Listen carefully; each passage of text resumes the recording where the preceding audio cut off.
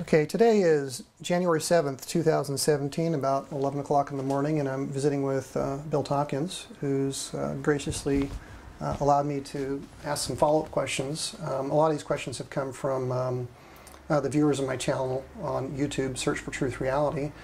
They've come from the viewers, and if you're out there watching on this channel and you may recognize some of the questions you've asked. They're just phrased a little differently, just for expediency. So with that, welcome. Okay. Glad to be here. Okay. I'm going to start with this one at the top. It's about the Nordics. Are the Nordics benevolent to all of humanity or just to TRW, Northrop, and Douglas? It would be all of humanity, not necessarily just something that TRW is involved with. Are you currently in contact with the Nordics? At their understanding and at their initiation. Does that mean that it's today? Is it yesterday? When was the last time you had connection with them?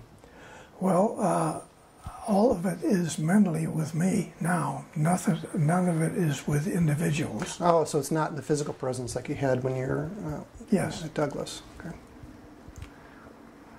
Do you have, now about the reptilians, is there any question or doubt in your mind about their existence? Absolutely not. There's many different species that we're dealing with, different civilizations. Like we now know that we have like 100 humanoids of different species out there. In reptilians, there may be 20 or 30 different types of reptilians, but they're coming from different locations. And we're having to deal with reptilians that don't get along with each other.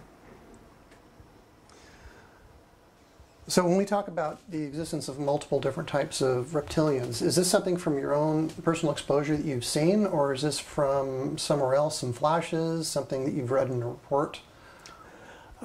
This is primarily from my version, my pickup, my telepathic information. Yes, there's all kinds of things written about this, some of which I agree with and some of which I completely disagree with.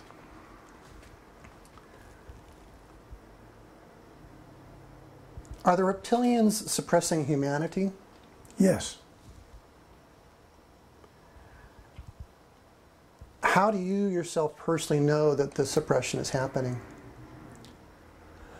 Okay, you're asking a difficult question, but we have to go back to TRW and we have to realize the level of major laboratories and sub-labs who have been working on this for since the middle 60s. So this is not something that just started. It's been going on a long time. And there's a great deal of information which has been put together by laboratory directors at TRW. In some cases, 2 or even 3 laboratories were given the assignment. Independently, they worked on this. This went on for years, and even now, where Grumman, Northrop Grumman, has bought TRW, this is continuing as we're talking. The research has continued today? Yes. You've mentioned TRW in the labs and the sub-labs have been working on this since the 60s. What have been their inputs? Are you privy to what they had access to be able to come to these conclusions about the suppression by the reptilians? I would have to say that most of this is research which is done by the TRW laboratories. So they have a specific mission that they're assigned. They take every method and every tool that they can come up with to research this. And remember, when you address TRW, you're addressing essentially the first think tank on your planet. So their methods, their approaches are not necessarily what the public understands or is even have access to. Is there anything that you can tell us from your experience at TRW that might shed a light on that and help us to understand a bit more about how all that works? I can discuss some of it, other areas that I can't. But to try to answer your question,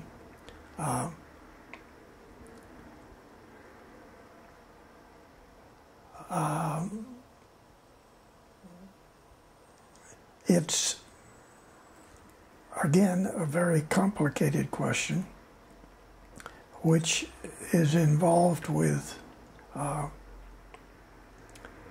great deal of programs that NAV Space is working on, which is classified information, but when we address this, we're having to address what can be disclosed and what can't be. Mm-hmm. And your question, I have a problem with, in that I'm involved in this. Okay. Very well. All right, so I'm going to go ahead and move on then. Are you privy to any of the mechanisms of the suppression that's being executed by the reptilians?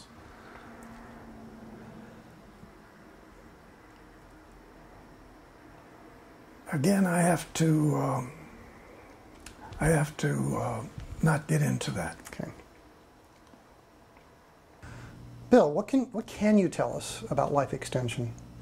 Okay, it's again a complicated question, but what I can say is that as far back actually as, say, 1942,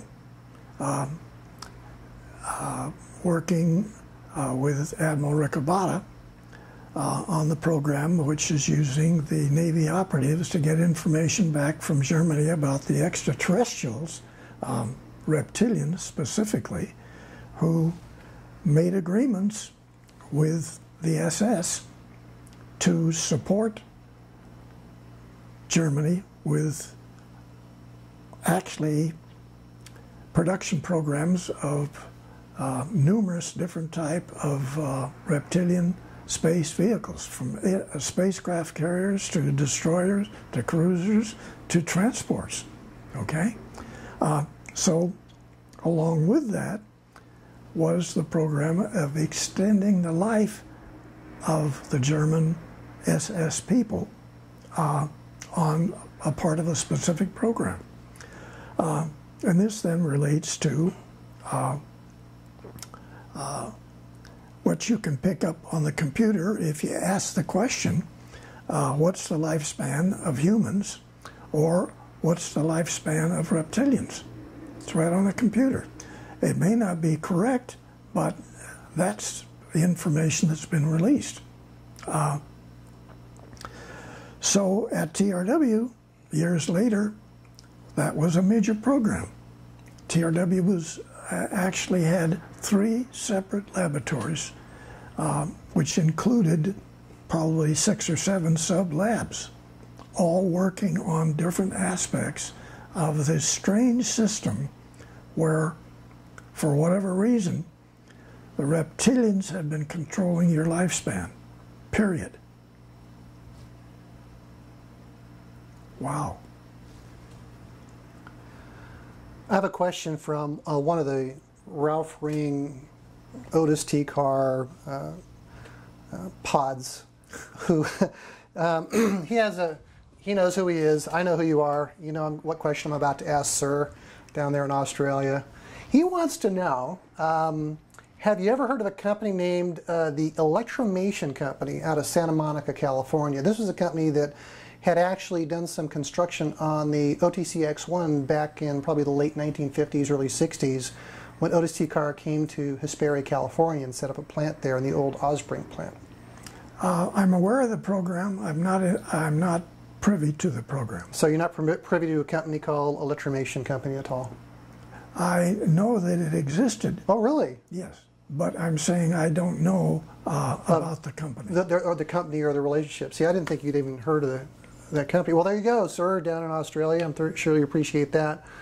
And then I have another pod question from the gentleman in UK. He and I talk quite a bit. His question is a little bit more involved, so bear with me here while I read it.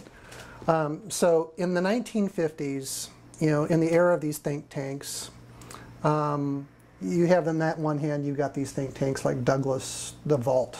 Yeah. And then moving on to the 60s, you've got TRW and all their labs and sublabs.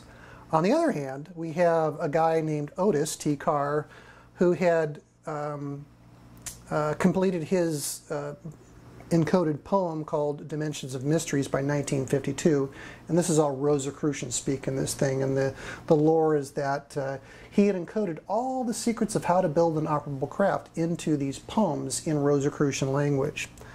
And by that time, he'd already made a test, which was the teleportation of his craft, a 40-foot in diameter flying saucer that Carr referred to as a circular foil craft. He's dubbed the OTC-X1, which happened to be inspired by Tesla. It was mentally controlled, and it powered itself through the ether. And it could have been superior to anything publicly created by any aircraft company at the time. And we have a photograph of Oberth, you know, Herman Oberth, yeah, you know, holding really a design of this craft in a book. And basically it's utilizing gentle forces released by the power of the atom in a very gentle way. So all this stuff about natural law. So now that's the setup to the question. His question is, what do you make of all that stuff? You know, and how do these two coexist in this country, where you can have this private entity out here doing all this advanced technology, and then these think tanks doing their work as well in secret? Okay, I think I can answer that one. You're not going to want to hear this. First of all, the Air Force worked with several aerospace. They were just aircraft companies at the time. They were not aerospace companies, and built 4 or 5 different UFOs, circular craft. And they had big publicity with this, and they were, some of it was done in Canada, but some of it was done here in the States. And this was to show that it was the Air Force UFOs that everybody was seeing, so they weren't UFOs.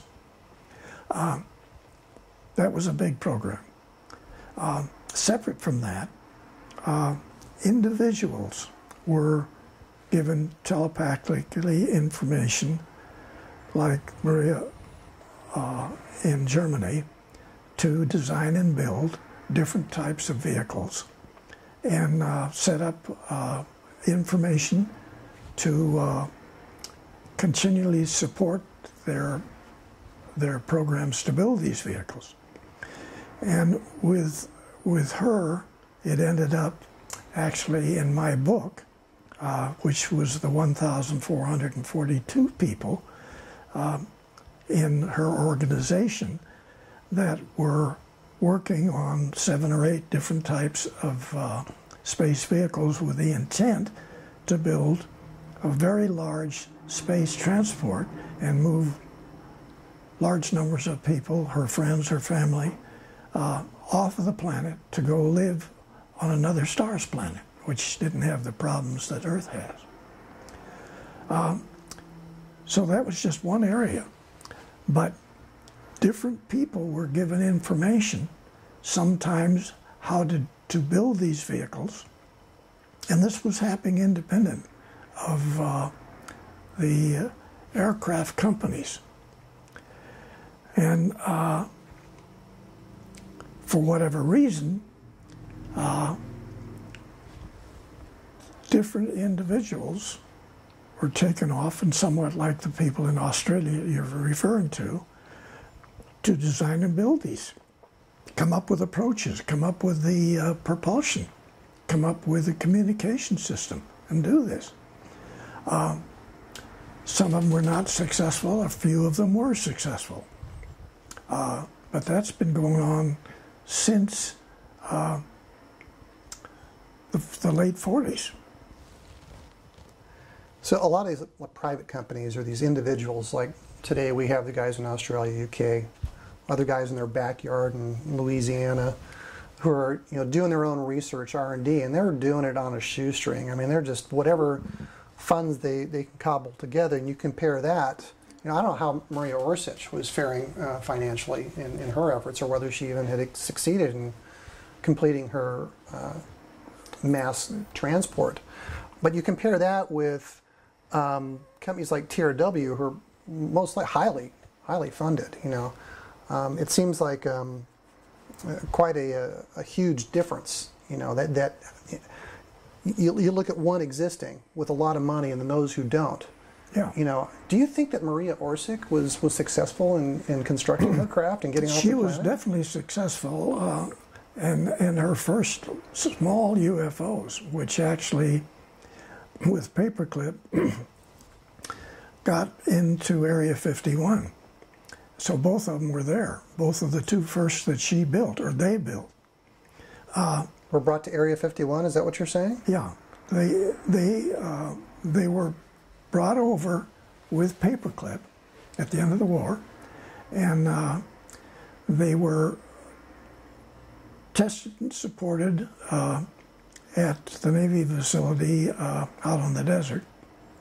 So and then they ended up in Area 51. And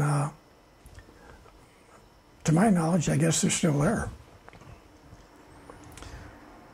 Do you want to talk about, during the time you were working with the Admiral at North Island, in any connection that the operatives had there with Maria?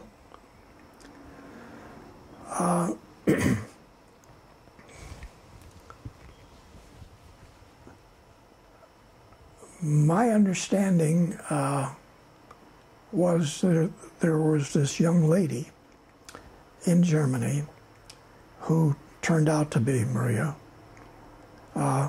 who were continually given the how-to material, and with the 1,440 people working on it, some of them being research scientists, some of them being engineers, some of them being designers, some of them being shoe salesmen in Berlin, some of them being ranchers out in the field, none of which had the money, but all had the monies presented to them. How? Do you know? You guys find out how they came into the funds? The funding simply became available. Some cases, they would essentially, the rancher would be able to given a funding through a loan, which didn't make any sense, but the loan then covered way over the value of what the ranch was. Other people would get loans of money through different approaches. The money was never a problem. Money was always provided to these 1,442 people to design and build these very large, kilometer-long space transports. Was this information part of the debriefing from the operatives about the monies? And funding was always available to cover this. Yeah. Just like the numbers of people kept coming in to this organization. And so the operatives brought the information back to the Admiral, and Details of how it was financed, I guess, was, from what I learned, was just, it was automatic. Okay. All right, so had you ever, before we met, I mean, I told you about Carr and his, Yeah. this craft, and really when you take a look at the testimony from Ralph Ring, the way he describes his experience, it was like a teleportation. I mean, at the speed of thought, point A to point B, 10 miles downrange at the speed of thought, and you can call it teleportation. Had you ever heard of a teleportation craft? Many of them had the ability to teleport, and this was just part of the program. It's not something that was unusual. It was a normal engineering operation. Now, when the packages got put together of the information on, say, teleportation, that went to universities, it went to Lockheed's, which became some of the information that Skunk Works worked on 4 or 5 years later. This was just a normal program out of the dissemination of the data. But the details of this, how it was done, how it was even programmed, were in ways that essentially none of the universities, none of the aircraft companies, none of the advanced medical research laboratories had any way to understand. It was difficult. Essentially, the programs were given to the laboratories or to the aircraft companies, and they had no information. They'd never seen this before. They had no feel for it, and it was totally unreal because they had no documentation, never been taught any of this. Everything that they were taught in the university, of course, later on turned out to be completely wrong. Mathematics were wrong. Astronomy was wrong. Every technical field was wrong. And so I handed them packages of information that was totally misunderstood by the operatives. They had no way of being able to explain this. Couldn't explain it to the admiral or to us. And you have to step way back and address that everything that the operative brought back on extraterrestrial was documents that in some cases were like Egyptian hieroglyphics, which nobody understood. And I want to go back to my Uncle Harding back in the 30s. He was going into the pyramids on a continuous basis, trying to figure out how the pyramids were built. He had to deal with hieroglyphics, which he didn't understand. I think it's a good example. Right, because here you are, it's like the telephone game, you know, on steroids. You don't know, you're the operative, you're receiving this information, you're taking photographs, taking notes best you can, and now you come across these hieroglyphics that you can't even read. It's all glyphs. Yeah. It's not English, it's not German. And now you're going to take it to industry and ask them. Well, actually, some of it was in German. Okay. But the area of the hieroglyphics was just, nobody understood it. The top geophysicists, astrophysicists on the planet. They couldn't decode it. It's just an interesting situation because it's all, first of all, it's so far out there. I mean, you mentioned on Jeff Renz on the 28th of December 2016 that the Admiral had a hard time accepting this in the first place. You know, what bucket do you put it in? Yeah. And now you, Bill Tompkins, have to take this bucket to to industry and talk to them. And disseminate totally, not incorrect, but totally out of this world information. Yeah, you have no point of reference. Yeah. Nobody understood. That's pretty fascinating stuff.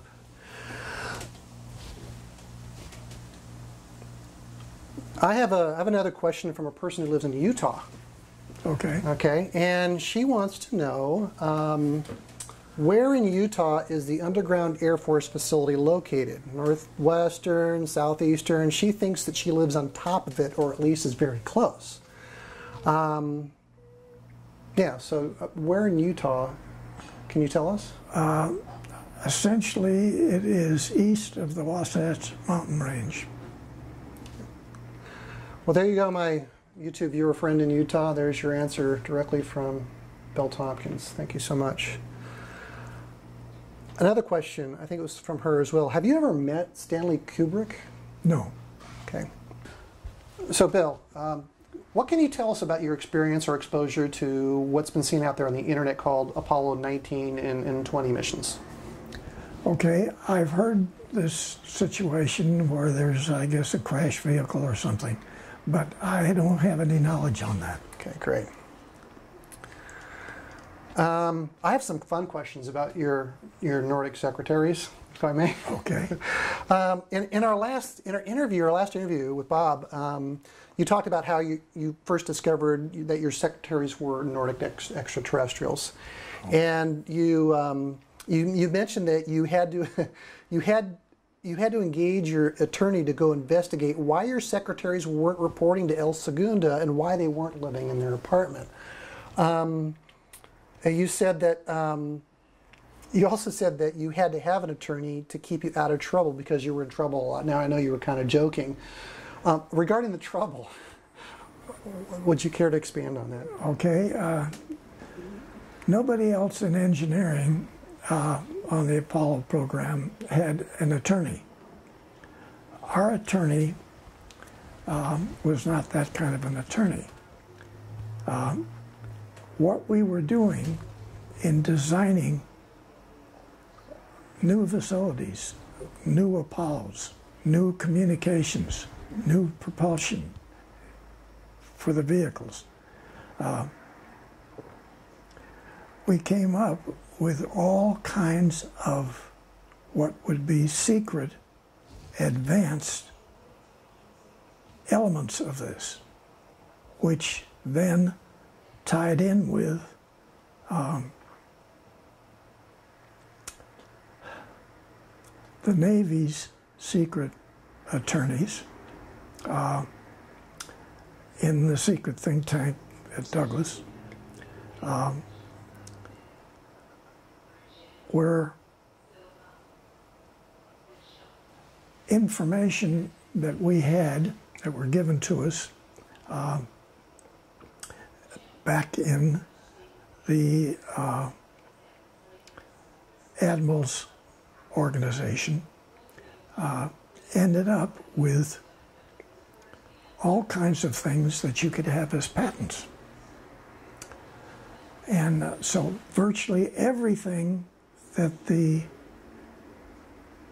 operatives brought back could possibly be new patents. So the Navy in '43 set up a massive patent organization in San Francisco for thousands of patents. So what we did later on in the secret think tank at Douglas, and then even later than that on the Apollo program, we came up with all kinds of things in my section of the Apollo program, which were then essentially new new developments, new methods, just unlimited. So I had an attorney to cover us, which is a patent attorney. He wasn't a legal type attorney, but yes, he knew that too. So most people in engineering never knew why Tompkins section had an attorney, and they all thought about it as being a legal attorney. It was a patent attorney. Is he the same guy who had to chase down your secretaries? The what? Is he the same guy who had to go find out where your secretaries went, why they didn't show up to El Segundo? Oh yeah, he would investigate all of this. So he was a patent attorney and he was kind of chasing down the Nordic. Yeah, and it's very comical. What was that like? I mean, it was a lot of fun. A lot of fun chasing down your secretaries. Yeah. I mean, they were sent over to El Segundo and they don't show up. Yeah. What was going through your mind when that was happening? Well, finally we had the fourth girl, which is the one that really did everything. But the others were selected because management in Douglas simply didn't know why Tompkins kept coming up with all of these approaches. And so they were tied in with a corporate structure which was controlled by manufacturing. And eventually we had to go through 3 of these. So our attorney then... Wait, 3 of these secretaries? 3 secretaries, yeah. Were they all Nordic? So like 3 guys, 3 girls and 1 guy, and... No, they were all selected by the corporate and brought in as secretary of the my section, which was really just a design section for supportive control equipment, test equipment. So you really didn't have a choice then. You didn't get to choose who would be the secretary. This came in from management level. Yeah. They were selected and brought in. Yeah. What do you make of that? They would. Essentially, the last one that came in, and there's sort of a joke in the book there. She stopped off at Vegas when she came from out in the galaxy, and the other girl did too, which was then the secretary of the propulsion group. And the guy that helped them on and off was all 3 of these were Nordic people. Mm-hmm. And they were under contract. Not the first 3, but they were under contract. With Douglas? With Douglas. So do you think that the upper management knew that they were extraterrestrials? Like engineering, nobody believed they were extraterrestrials. Not even management. And nobody believed that in engineering, everybody laughed about them being extraterrestrial, and they denied being extraterrestrial. And it took 6 to 7 months before I believed that my secretary was really a Nordic. And because she would never admit to that. Mm-hmm. Took her falling down a flight of stairs for her to... But what she was doing and the information that she was presenting to us, to me particularly, were answers again to what I viewed as being nothing but more problems from the NASA. And so essentially, yes, I thought of approaches that would fix things, but many of the others, I would say 50% at least, she came up with, which was the answers to the program. And having no way of knowing where this would come from. I guess what I'm kind of scratching my head about a little bit that I don't fully grasp is the whole notion of a contract. You know, this is who do they have a contract with? So let's say I'm a Nordic extraterrestrial. Now I have a contract or an agreement who do I have an agreement with? I'm going to come down here and I'm help Douglas or humanity. Who Okay, essentially with the think tank, the secret think tank in Douglas, and that there was a contract that was essentially for Tompkins' secretary to be a Nordic and essentially to answer all these problems and allow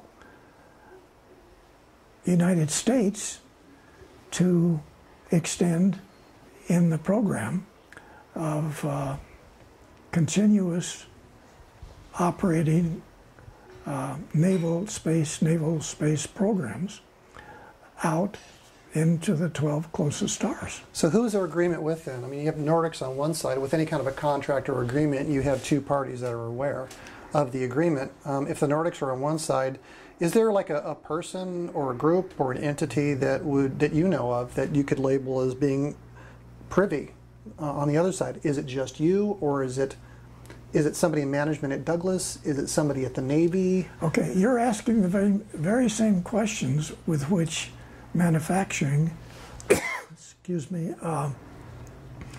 were demanding answers to. Okay. And obviously, we didn't have the answer, but we wouldn't tell them that. And so you have a situation where three Nordics were put into Douglas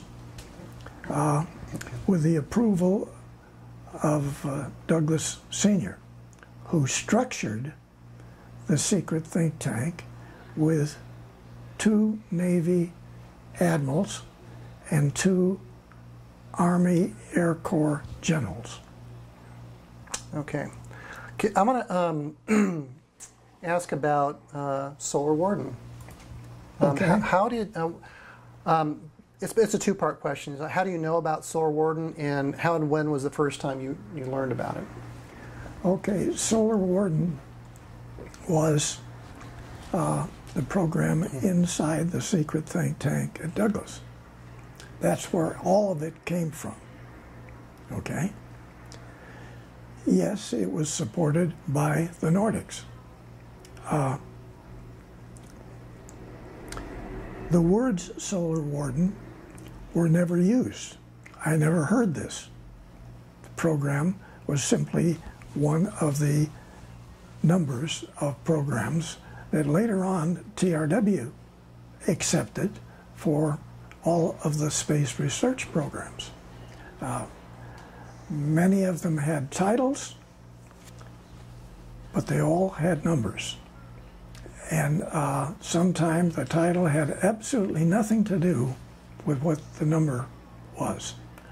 This was not sometime, but it was purposely set up to maintain a secret control over who is knowledgeable of what.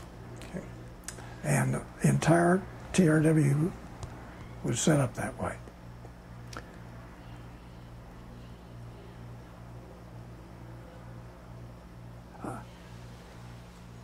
I guess you can say that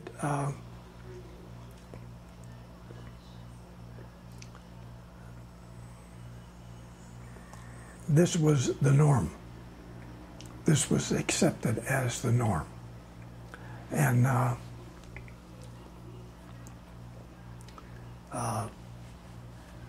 specifically pinning down everything, even money.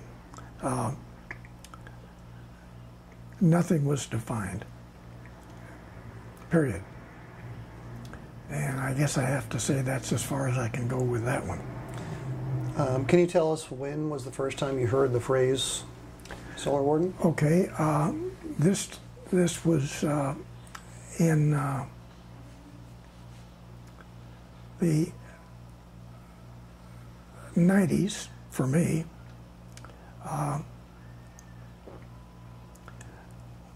We had been doing this the Solar Warden program had a great deal of difficulty at the start, and because there were so many different versions of this, and so concentrating on the propulsion of different types of vehicles that would be required for a space navy, which later on, many years later, finally came out as NAV Space, which is located primarily, the command is located in San Diego. You're talking about Spay-War? Yeah.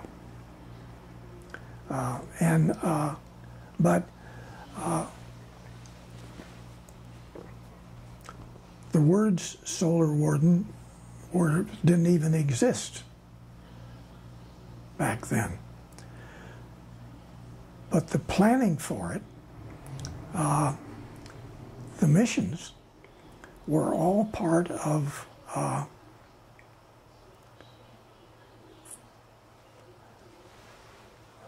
requirements in the secret think tank and requirements when we redefined the Apollo program. And then I presented this to Dr. von Braun and Dr. Debus in, I guess, what was an illegal mission, which I got fired for later on. But those 4 major changes to the program allowed us to get to the moon, but not implement all of the missions. Because when we got there, we were told to go ahead and finish our planned 3 or 4 missions, primarily to cover up the situation where we were told it's a no trespassing. Right. So for anybody who's listening to this for the first time and you don't have any background on this, I'll urge you to go check out Jeff Renz's website and listen to the interviews between Jeff and Bill. You can also watch my videos, which will kind of give you a little bit more supporting information on the Apollo missions, and pick up Bill's book, Selected by Extraterrestrials, to get the fine details. Thank you. On the Solar Warden, do you have anything else you want to add about Solar Warden before we go to the next question?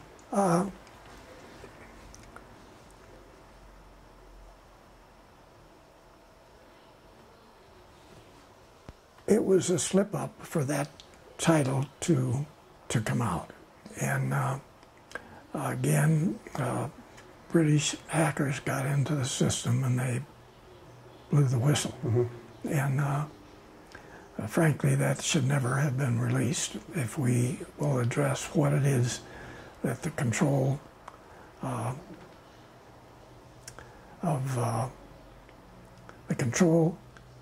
that the elite in management of our country and their control over the Navy. And this essentially, we can't blame every president that's been involved in this, President of the United States, or all of the committees, Congress, everybody else, because their minds have been controlled too. Not just the public's, but their minds are controlled. So they're not fully responsible for what they've been accused of. And this gets into a tremendously complex program of mind control at different levels, period. I have a question from a casting director out of Hollywood. His name is Craig Campobasso. He's the author of 3 books and also the producer of a film called Stranger at the Pentagon, which is an adaptation of the book written by, of the same title, by Dr. Frank Stranges. And Craig wants to know whether you've ever met Valiant Thor, who spent 3 years at the Pentagon as their guest. No.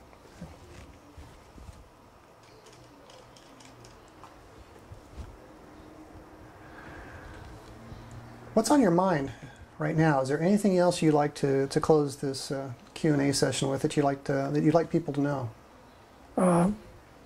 I'd like to go back to how this got started as far as my being involvement. There's some things that have been said that I have claimed and people have not agreed with. But I have to give Dr. Michael Salas credit for delving into what I presented in the first book here and getting substantiation that not only that I was involved in this program as staff to Admiral Ricobata with a specific title of Disseminator for Advanced Research. And that's the title that I used when I presented information to Lockheed or Douglas or Caltech or whoever. And that he, through Freedom of Information, has substantiated that Admiral Ricobata, two-star admiral, was raised from a 1 to a 2-star and was selected by the Secretary of the Navy to be the individual who controlled the information that in 1942 naval operators brought back from Germany. This is extremely important. And it turns out that Freedom of Information that Dr. Michael Sala acquired was that before he even took over Naval Air Station San Diego, he took separate trips to all 4 of the principal aircraft companies in the Los Angeles area: Lockheed, North American, Douglas, Northrop, and Northrop actually being working at a Douglas facility which was called El Segundo. And later on, there was that separation, and Northrop formed the Northrop Aircraft Company. But he was one of the people that Admiral Ricobata, 2-star, talked to about this program. And then, interesting enough, in less than 4 or 5, I'm sorry, 3,